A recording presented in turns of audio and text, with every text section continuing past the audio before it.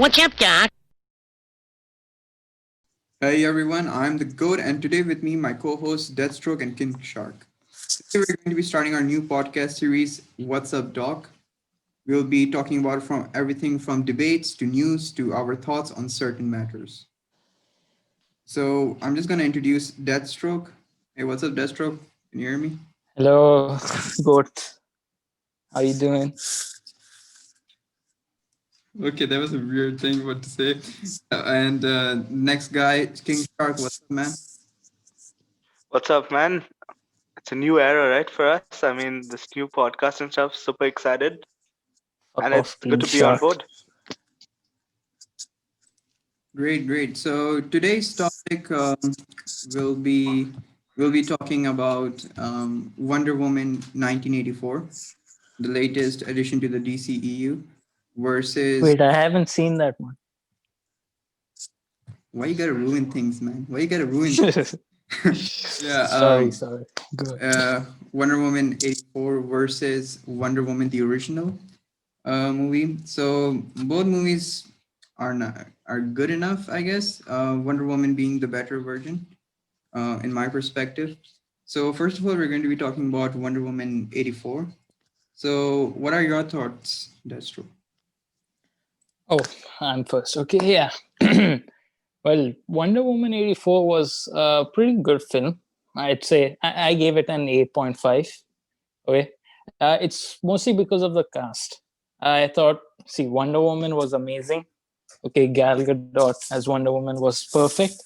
And the second one, the breakthrough character for me was Maxwell Lord. Pedro Pascal was amazing. He is one of the main reasons why anyone should watch Wonder Woman 84. He's easily the best part of the film.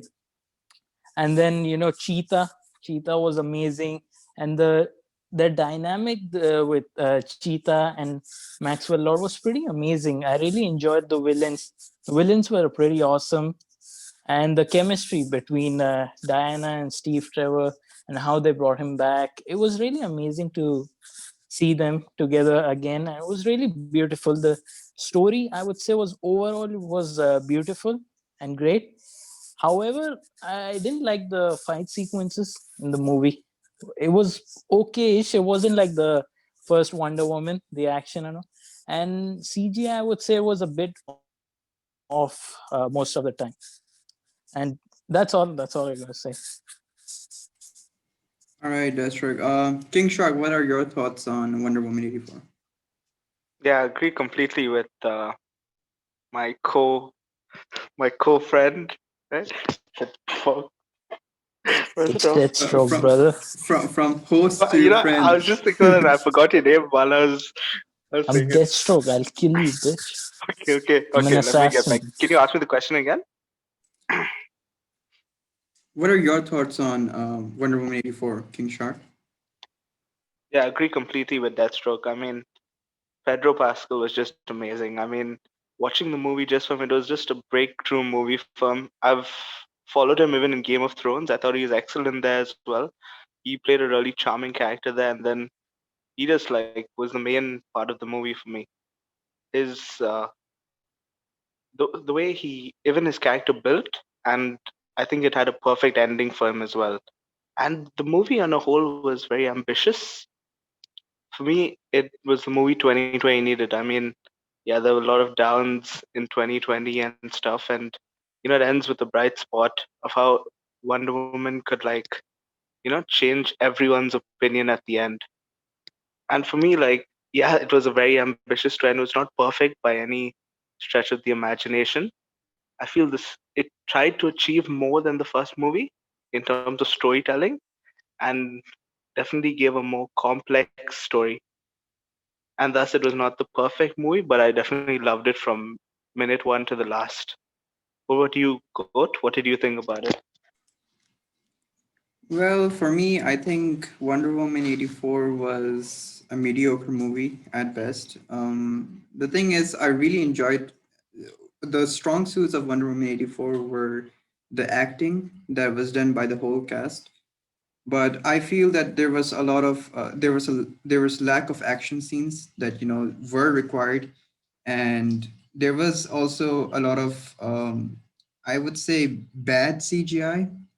I mean, you could honestly see some things that were off, very off at like certain scenes, which is kind of bad if it's a big budget movie. It's a 200 million plus budget movie, so I think the CGI should have been much more than expected.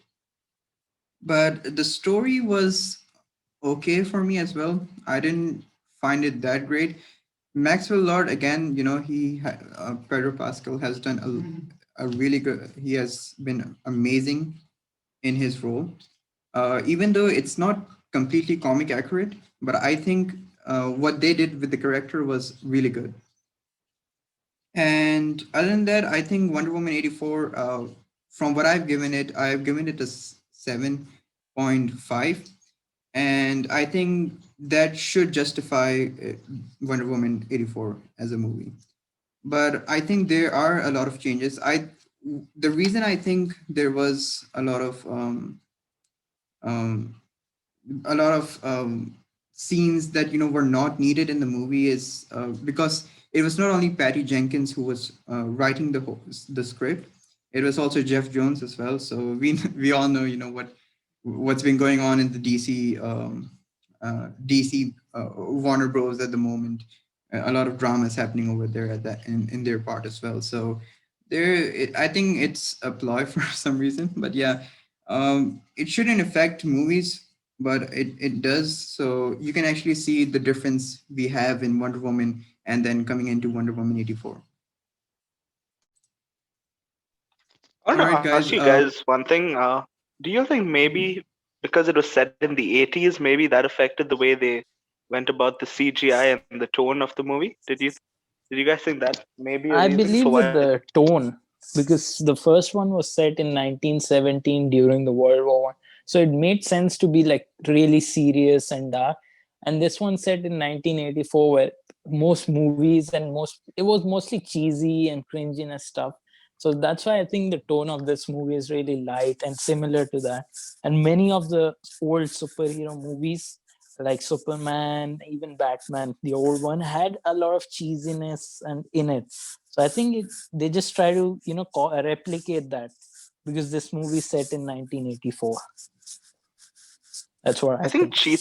Cheetah as well didn't get enough time. I really loved every scene of Cheetah, but I feel we do need to see more of her.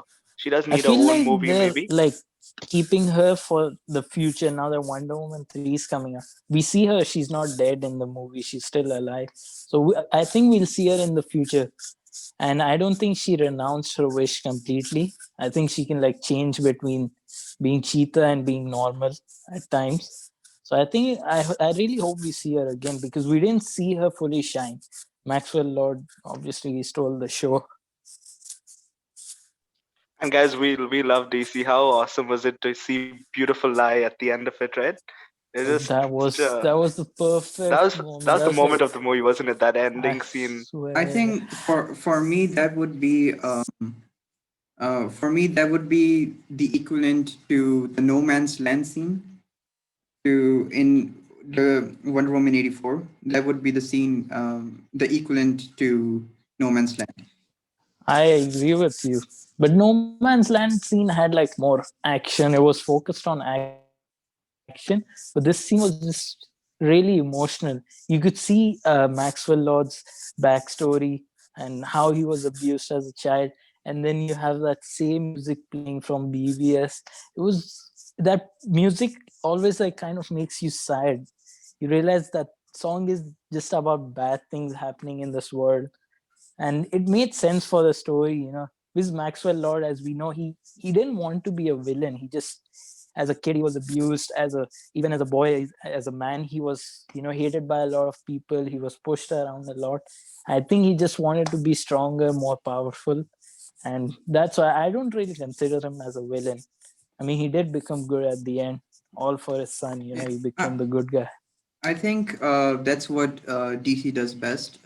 They focus on their villains, but what I feel from Cheetah's perspective is that Cheetah was handled like a cliche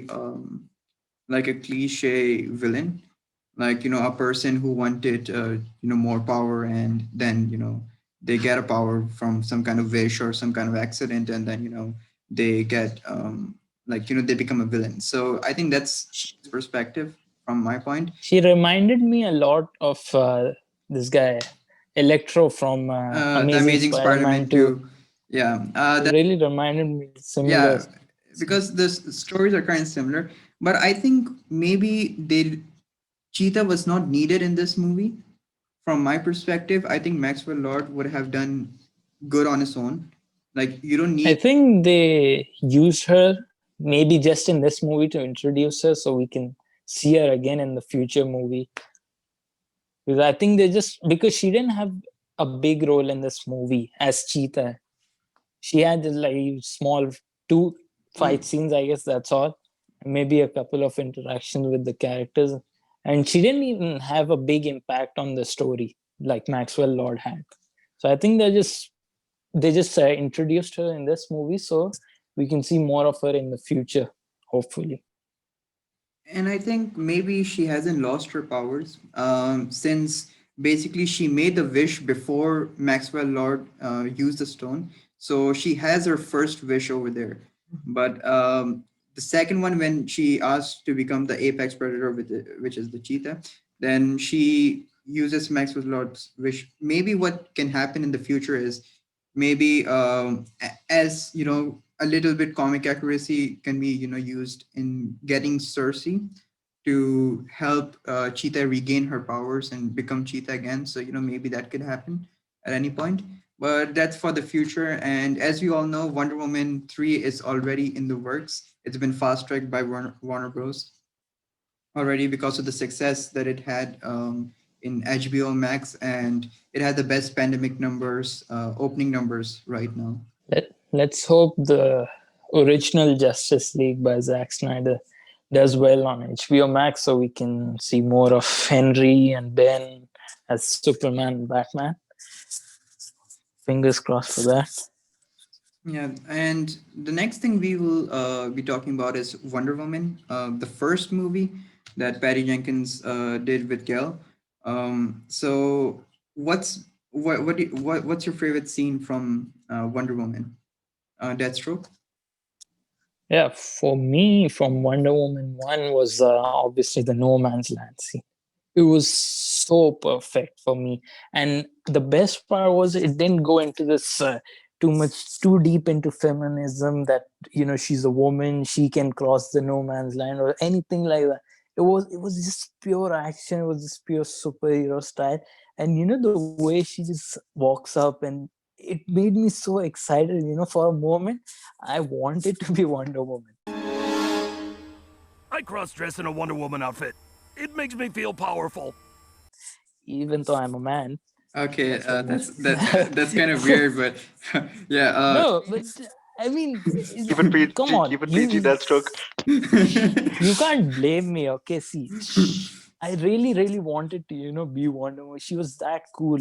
Like that's how you write a female character, a strong female character. And See, like, we do support the LGBT on this page recent, as well. Yeah. yeah, we support everyone. That's for sure. See, but we don't support bad characters. Like, see, Captain Marvel. Gotta admit, it wasn't a great What a character. poor I didn't movie. like it.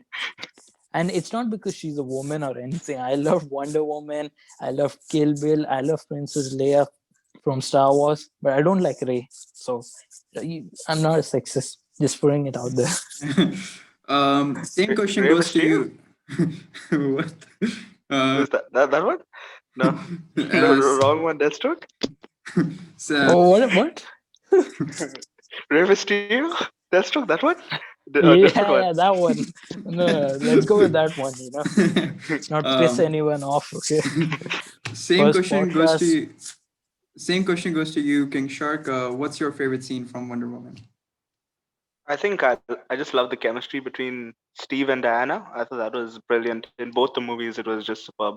But the way they connect in the first one, because obviously they didn't have any background like they did here, it's just brilliant. Every scene they were together was just superb. And for me, one of the most shocking scenes, I think, was Steve dying. I don't think anyone saw that coming in the first movie. And like that had me an emotional wreck. Did any of you guys see that coming? Honestly, I didn't, because it was actually very different from what we normally have in superhero movies. Because Steve Trevor, as we know in comics, is a really integral part of Wonder Woman's life. So it's very different to see something like this happen, directly killing I off think one of the main antagonists. I think they used like his death to build her character, because you can see her, she kind of remembers him all the time, and he's one of the reasons why she did so much. She just loves him. It was a really great move to actually kill him, because I don't think everyone should live and blah blah blah. Once in a while a character should die, so that it helps the storyline to move forward, to make it more deep and understanding. That's what his death did. As soon as he dies, she gets even more powerful. I mean, you've seen the movie how she just jumps up, kind of flies, and then beats her ass. So that was pretty great, I think. But it was emotional for me. For But me, people die, so For me, I think the best scene from Wonder Woman, the first one, would be, obviously, I agree with Deathstroke, No Man's Land. That scene just gave me goosebumps directly because it was the score. One thing we did not talk about a lot is the score that's on both movies, the Wonder Woman and Wonder Woman 84. The score has been done perfectly by in 1984, especially by Hans Zimmer. He has done a great job in that department, and I think that again helps a lot when you're watching a movie. It helps you create that scenario. I know, man. That's part of the reason why Star Wars is so big. It's the music in the Star Wars by John Williams. See, I think John Williams and Hans Zimmer are two of the best choreographers. I mean, they're just the music is so different, so perfect, so beautiful. They capture the scene perfectly. They make it even better. Like the beautiful lie scene in Wonder Woman 84. They use that music. It makes it even more emotional. And the same music was used in BVS. And it makes it emotional. Then there are different musics. So I gotta say Hans Zimmer is like the perfect guy for to make music in any movie. It really captures the essence of each and every scene. So that's really amazing. I think he's the perfect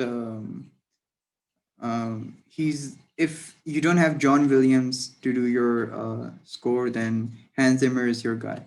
I think that's literally the case right now because John Williams is also known for his amazing scores. He has done on multiple films like Jurassic Park um, and Superman and a lot of other movies. So I think he is the perfect replacement. If you are not looking for John Williams, then you're going to be looking for Hans Zimmer, and that's why he's the best at what he's doing. All right, we'll be doing a little comparison between the first and the second Wonder Woman movie. First of all, let's talk about the tone of Wonder Woman 1 and Wonder Woman 2. What are your thoughts, King Shark, on the tone of the movie, on both movies? The tone definitely, obviously, one was set in a World War type, scenario. That being the first Wonder Woman, it had a more darker tone. Obviously, it also had, I'd say, a simpler story in a way, whereas Wonder Woman 1984 was a more lighter tone and probably a more ambitious storyline. Like it was trying to achieve different kind of stuff, with multiple goals in mind, I feel. But yeah, definitely that was the main difference I feel in tones. You guys agree? Well, yeah, I agree with you. See, the first one was actually the story was simple, but it was beautiful. And the tone was a little bit dark because of the time it was set on. It was set in 1917, 18, I guess, during World War One.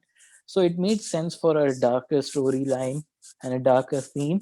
And then in Wonder Woman 1984, it's set in the 80s. And we all know how 80s used to be. I mean, we weren't there, but we saw see in the movies, right? It's all weird clothing and rock music and stuff like that, hip hop. So I think it really matched the time when the movie was set in. And I also feel like part of the reason why Wonder Woman 84 is different from Wonder Woman 1 and also BVS Man of Steel, it's because this movie was written by the one and only Jeff Jones, and as John, I think it's John.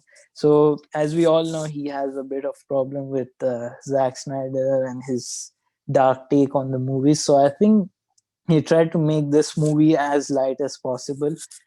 So I guess that's one of the reasons why this movie is so different from Wonder Woman 1 in terms of tone. Back to you, Goat. All right. So for me, I think the difference in tones really matches the idea of how they're taking on the movies. Wonder Woman one being set in a war scenario, and it being a little more grim and really, and you can see the color grading on Wonder Woman. It's kind of darkish, grimish, like it feels like a war movie, and that's I think a great part of it. And Wonder Woman 2, Wonder Woman 1984 is more of a uh, how can I say this? A retro kind of feel. It gives you a retro kind of feel, obviously, because it's being set in 1984. So it's supposed to give you a kind of retro feel. And I think one of the things I would have loved about, Wonder Woman 1984, if they would have added it, is some kind of pop culture references, because 1984 was, a time where there were a lot of, these kind of pop culture references. Like nowadays, people are looking for that. And these kind of references really help audience, especially audience, who are into retro kind of things. They are really interested in seeing some things like that. And I think if they had focused a little bit on that part, it would have been a more better experience for me. All right, second. But it did have some references to the original Superman film with the flying and stuff. Patty Jenkins even said it was supposed to be like a homage to the original Superman film. So I was really happy to see something like that.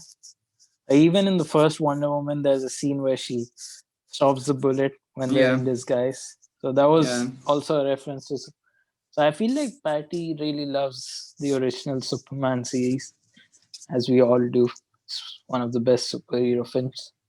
Yeah, obviously that those movies are basically our childhood, and they are the best. They are what started basically DC movies as we know them right now. Second thing we're going to be talking about is what about Patty Jenkins' range as a director? What do you guys think? Like, how is she as a director, directing the first one and the second one? Like, what are your perspectives on that? First of all, King Shark, what are your thoughts?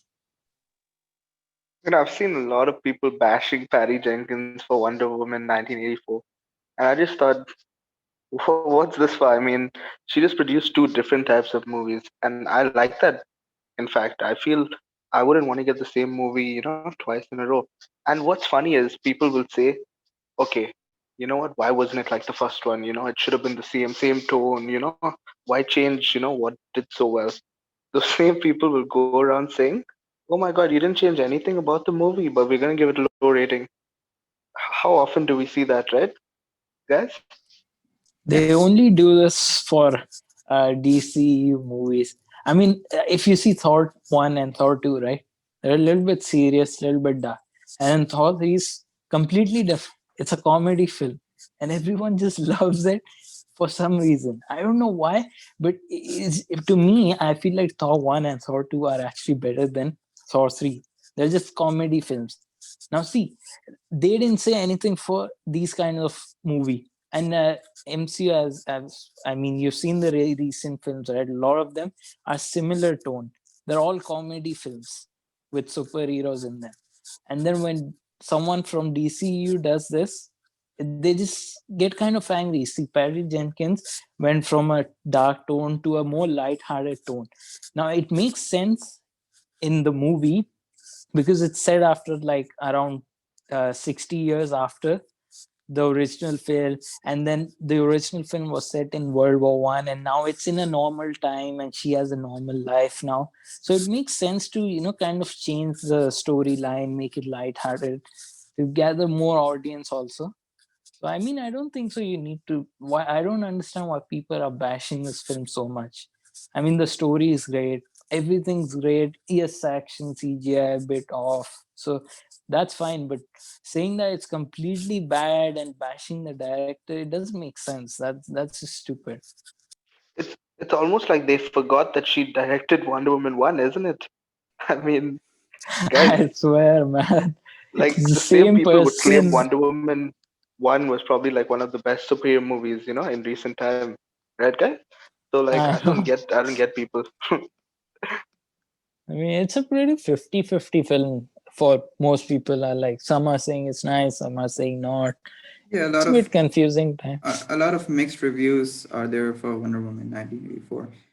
What I feel is that Patty Jenkins is an amazing director, but the problem is what, and this comes again as there's a lot of restrictions by the production companies, and once you're forced to have someone else as a writer as well, let's say Jeff Jones as a writer, he is with Patty Jenkins all the time, so it becomes a problem because you don't have creative control anymore, and this is what happened in Snyder's original vision. Because once you don't give the directors the creative control, they will have problems later on, this like envisioning, and if it becomes a failure, then they're going to blame the director. They're going to be like, this director does not know how to make this movie, and it becomes a whole like it becomes a huge problem.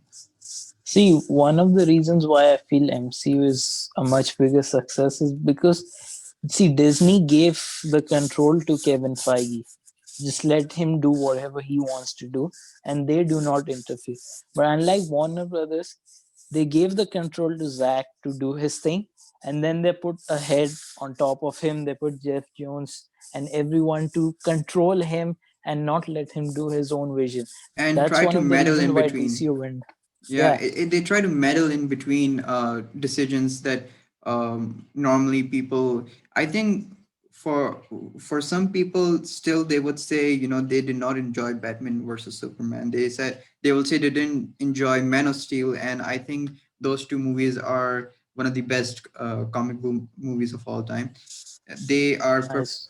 especially Man of Steel. I think that is one of the best Superman movies out there, and one of the best comic book superhero movies out there.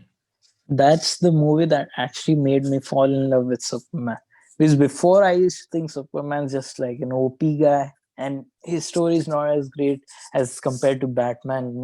From how he becomes from nothing to the Batman. But then in Man of Steel, you actually see how he's more like us. We can relate to him more than we can relate to Batman, even though he's an alien, and it makes sense. And the thing is, what I read somewhere was that Jeff Jones, why he's so kind of pissed at Zack Snyder is because during the Superman movie pitch, right? Christopher Nolan actually picked Zack Snyder over Jeff Jones.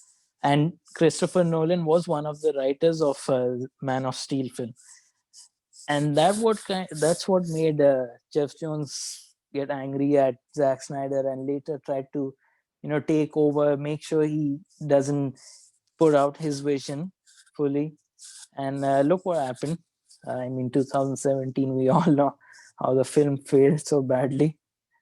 But now, luckily, we're getting the original version of his film, which we are grateful for. All right, we all know Justice League was a flop in 2017, as Deathstroke said.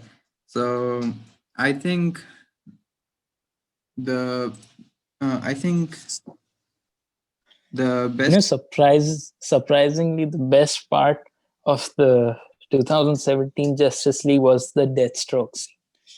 And as we all know, I'm Deathstroke here. You guys can thank me.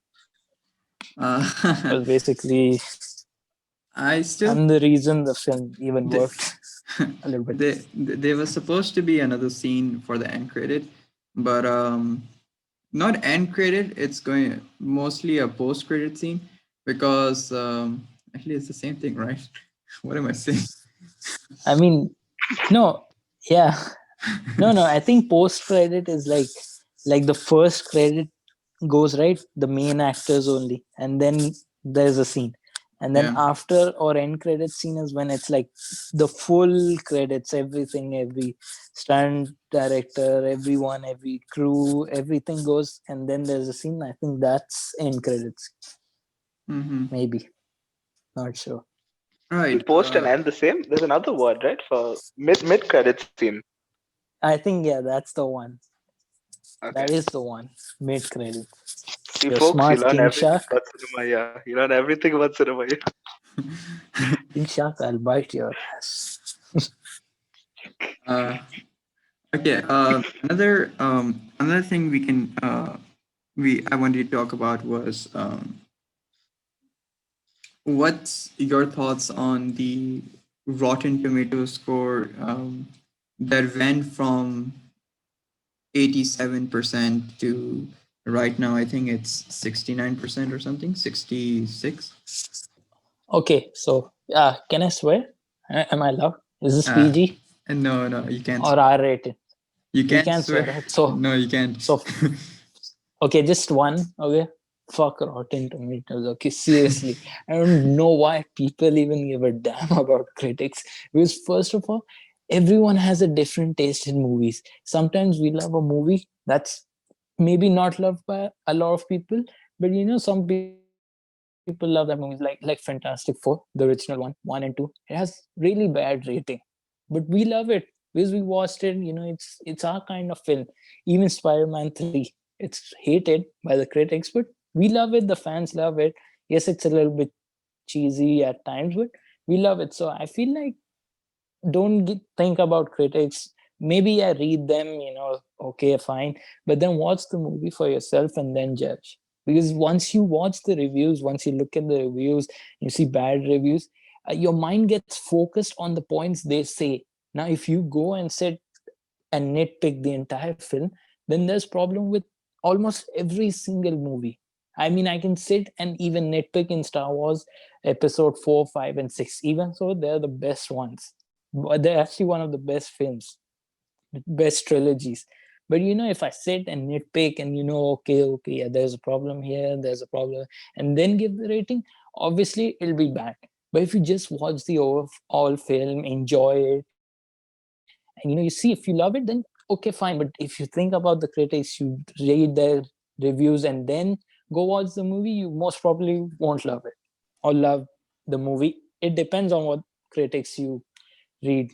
Some are like Rotten Tomatoes and some are better, IMDb and all. They really give the reviews are different from Rotten Tomatoes. Rotten Tomatoes has like a personal vendetta against DCU for some reason. Same question goes to you, King Shark. What are your thoughts on the Rotten Tomato downgrade that happened to Wonder Woman 1984? Yeah, Rotten Tomatoes is definitely owned by Marvel Studios. I mean, every Marvel movie on Rotten Tomatoes is the best movie ever, right? 94, 93, 92. Wow, these movies must be freaking amazing. I mean, every movie must be, produced by some great. When actually it's the same movie being made over and over and over again. And I don't know when these people are going to get bored of it because I remember, I think Deathstroke, one of the years, I don't know which it was, where I don't think I watched a Marvel movie. I think that was the year Homecoming was there. I think Guardians of the Galaxy 2 Yeah, or I 3. no, I didn't watch the year. I think it was 2017 with Homecoming, Guardians of It's the okay, it's okay. That's Galaxy. true. You could only watch one movie, you'd cover all three. I mean, they were pretty much Yeah, the same movie, rinse and repeat. I agree. Most of the film, even Seth Rogen said that most MCU movies are just comedy movies with big budget, and he's not wrong. It's just funny films. Okay, it's great. It's fun to watch, but sometimes you want seriousness in the film because of the situation. Like movies like Ant-Man, Guardians of the Galaxy, Spider-Man. There's no emotion. It's just comedy films like Winter Soldier, Iron Man 1. you have those emotions in the film. It has seriousness in it, and you actually feel in the movie. Otherwise, most of the movies are just comedy films. Okay, you laugh, they end, and then Rotten Tomatoes give them 92, 95 for some reason. I mean, they're good, but that's a lot. They just give 90 to Marvel like it's nothing. It's one of like the in school, right? There's a favorite student of the teacher. She gives them high, and then DC is that backbencher that teacher just hates for no reason, gives them less. Yeah, Um, and I'm not hating on Marvel. I'm just saying that some of the movies get too high rating. Obviously, there's some great ones. I think Black Panther is a terrific movie. R.I.P. Chadwick Boseman. I mean, I thought Black Panther is a fantastic movie. I just Rest in feel peace, Chadwick. you give movies like Thor: Love and Thunder 93, 94. Are you kidding me? Not sorry, wrong movie. I know it was Wait, another it Thor movie. hasn't released, but you're right. I mean, It hasn't am I released, wrong? but you're It's right. probably getting that rating. It's probably getting that rating, No, right? that's too less. I'd say 95. Come on, that's And best Marvel 93 movie ever, Marvel. right? First Best review. oh, that's in every single review. Best Marvel movie ever. They say that for every movie, and for I DCU they always say best movie since Dark Knight. Best Bro, you know movie what's funny? since Yeah, Dark Knight. I saw that same review, best movie review, right? This guy wrote best movie since Dark Knight, and then he put a 3 out of 5 rating. I'm like, are you kidding me? so they're trying to say that Dark Knight was a 3 out of 5. That's a complete joke of a person. I think from my perspective, it's actually not Rotten Tomatoes actually controlling the score. It's the critics behind Rotten Tomatoes, because Rotten Tomatoes is just it's just a measurement of the different kind of reviews. It's just an average of reviews, what critics are giving them reviews. And honestly, if I as a fan of movies and going to the cinema, watching movies and watching movies in general, I never look at a score of a movie to watch it, because it's essentially a movie is being made for a fan, for audience to watch it, not critics to just criticize every small nitpick, every small detail. So honestly, I don't really care what Rotten Tomatoes say. I don't really care any other kind of critic, whatever they say. I think a much more better you can get a much more better review and perspective from another fan who's watching the movie, and they will tell you what are the problems and what are the good things about that movie. Like for example, See, most of the critics, one more thing, they don't know anything about comics. A lot of them, they don't know shit about comics, and that's why they kind of they watch the film in a different way, because they have zero idea about comics. Like us three, we have a lot of knowledge about comics, not as much as some of the nerds that are. I mean, we have a bit of knowledge, so we understand a lot of things. But the critics, they have never read a comic book, so it'll be a really different for them, from a fan's review. If you see, it's going to be different. He'll talk about all the facts from the comics and how it compares from the comic book, and then on the other hand, the critics will compare it to other superhero movies to decide which one's better and which one's not. I think that's one of the problems with watching a- reviews from critics. and I think that's one of the main reasons the MCU is more attractive to other to the critics and to the other people watching their movies. But I think that's a topic for another day. Um, okay, wrapping up on Wonder Woman, we all gave our scores when we watched the movie. King Shark, I think you gave it a 9, and Deathstroke, I think you gave it I gave it an 8.5. Well, originally I would have given 6, but then I gave 8.5 for Pedro Pascal. I love him. Even in Mandalorian, you guys should watch Mandalorian. It's easily an amazing TV show. It's better than the sequel trilogy of Star Wars. It's really amazing. A lot of old characters, and the show really appeals to the original trilogy fans, the prequel fans, the Clone Wars TV show fans, everyone except the sequel ones. Nobody cares about the sequels. all I right. think to summarize, Mhm. what you guys said about Wonder Woman 84. It's good, but it could be better, yeah? Cue that shit. Okay. Yeah. So basically, Wonder Woman 84. Our final thoughts from my perspective. Is good, but it can be better. Yeah, that's it basically. And yeah, I think that's all the time we have for today. And we will be back next week for another episode. And we'll be talking about something more interesting. We're going to be talking about the current affairs that's going on in the streaming world, which is the streaming versus cinema and how it's impacting the box office numbers. All right, thank Okay, you. can I say one thing before I leave? All right, go ahead. I do not hate MCU. Okay, just for everyone out there, because I don't want a fan war in the comment section.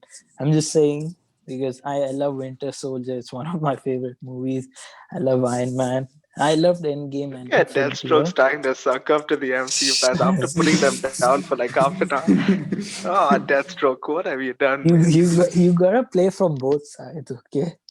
It's like he's I'm trying just to a become democratic Deadpool. man. It's like he's trying to become Deadpool instead of Deathstroke now.